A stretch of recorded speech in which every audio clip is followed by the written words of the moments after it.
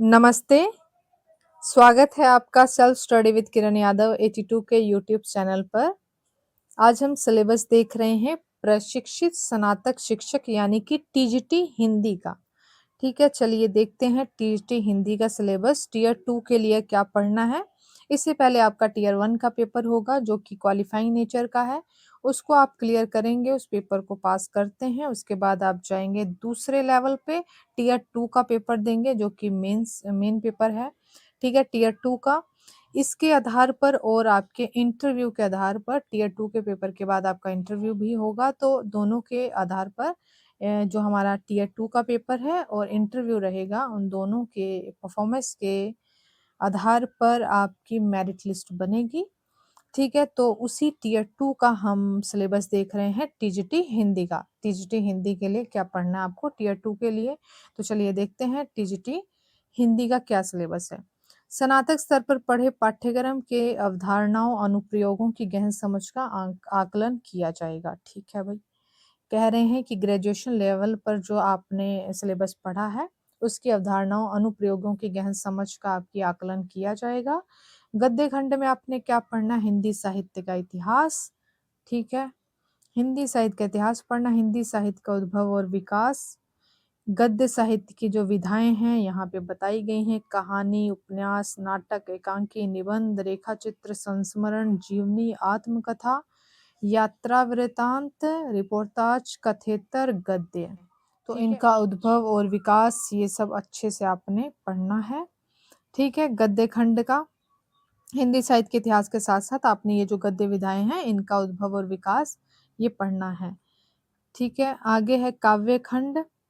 तो काव्य खंड में आपने आदिकालीन कविताएं, आदिकाल की जो कविताएं हैं वो पढ़नी है। फिर उसके बाद भक्ति काल में सगुण और निर्गुण जो आगे भक्ति काल के दो भागों में हम भक्ति काल को बांटते हैं ना, उसमें जो कविताएं हैं।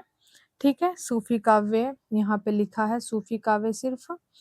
ठीक है, बाकी अगर सगुण और निर्गुण दोनों की बात हो रही है तो उसमें आगे जो दो दो भाग और होते हैं, जैसे कि निर्गुण में सूफी संत और सगुण में कृष्ण काव्य धारा और राम काव्य धारा, वो सब। ठीक है, तो सब कुछ ही पढ़ना है आपको।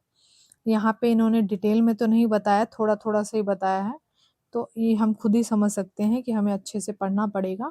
आगे है रीतिकाल की कविताएं आपने पढ़नी है। ठीक है, रीतिकाल की कविताएं, उसके बाद आधुनिक काल की कविताओं में भारतेंदु युग की कविताएं पढ़नी होंगी आपको। द्विवेदी युग है, छायावाद है, प्रगतिवाद, प्रयोग, नई कविता, समकालीन कविता।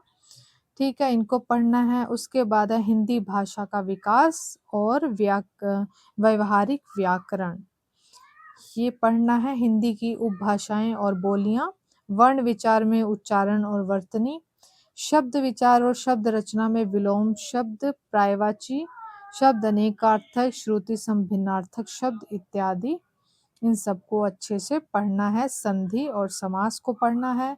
विकारी शब्द और अविकारी शब्द, वाक्य रचना में अर्थ एवं रचना के आधार पर वाक्य रचना पढ़नी है। पद परिचय, उसके बाद आपने अलंकार, शब्दालंकार और अर्थालंकार।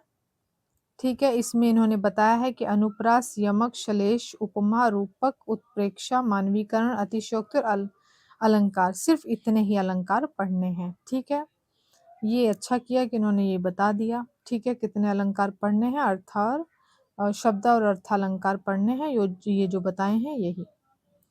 ठीक है, आगे है शब्द शक्तियाँ। शब्द शक्तियाँ आपने पढ़नी है। ठीक है, उसके बाद मुहावरे एवं लोकोक्तियाँ, अपठित गद्यांश और पद्यांश, संविधान में हिंदी की स्थिति संबंधी धाराएं, उपधाराएं, हिंदी राजभाषा, संपर्क भाषा, प्रयोजन मूलक हिंदी, कार्यालयी हिंदी और मानक हिंदी, ईमेल लेखन, लघु कथा लेखन, विज्ञापन लेखन इत्यादि लेखन, ये अच्छे से आपने पढ़ना है।